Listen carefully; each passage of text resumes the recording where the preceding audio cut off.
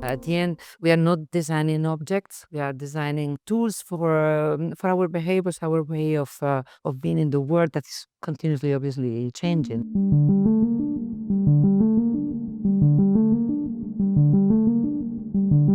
I'm Spanish as roots, and as a student, I studied architecture in Spain. Then I moved from this faculty to the one of Politecnico in Milano, and then I ended as architect, but a little bit designer because it's a enlarged way to teach architecture, very connected with the industry of design. Then my heart became in some way designer.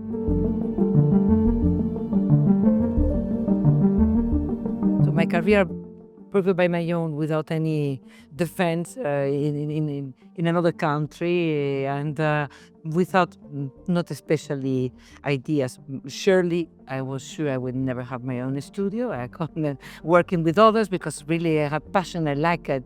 And really I think design and architecture were two lands very interesting, and began working, helping, and having a lot of opinions, helping.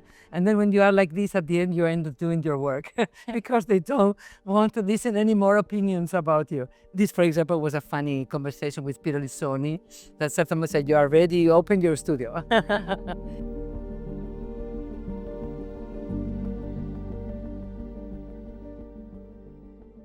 Would you ever thought, like in the beginning of the career, that you would be working in such a 360 degrees way, working with so many professionals, not only with like designers?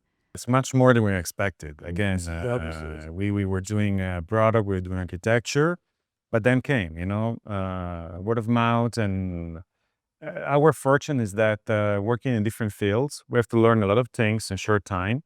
Many times our industry is talking too much to itself. So, we interviewing people like Emmanuel Kocha, which is a philosopher, his vision of the future of living.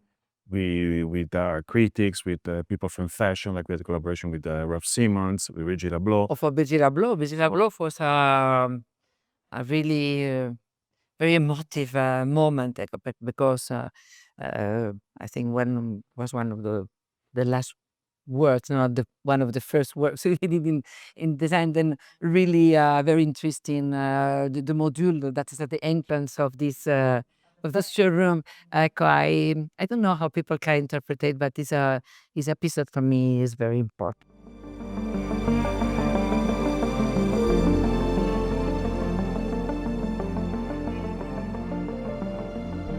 I was very open to the possibilities I had, and things happened, and I worked with incredible Italian companies and even other companies around the world, and then Cassina arrived into my life. Is obviously part of my work and research.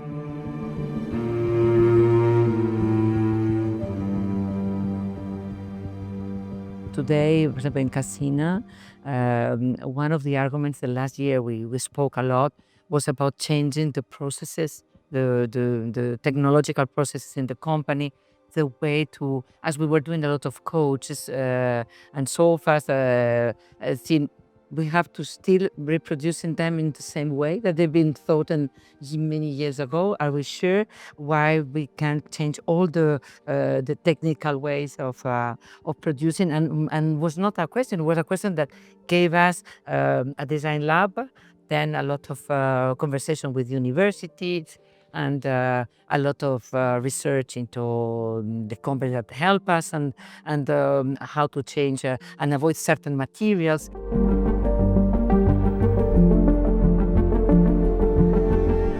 The biggest challenge is to do, a new material, recycled material, biomaterial, which has the same quality or higher, but also competitive in cost and also cost down. So you can reproduce them. So not just one off an art piece, but can become a reproducible thing. So it's not, you have to do like win, win, win, but it can be done.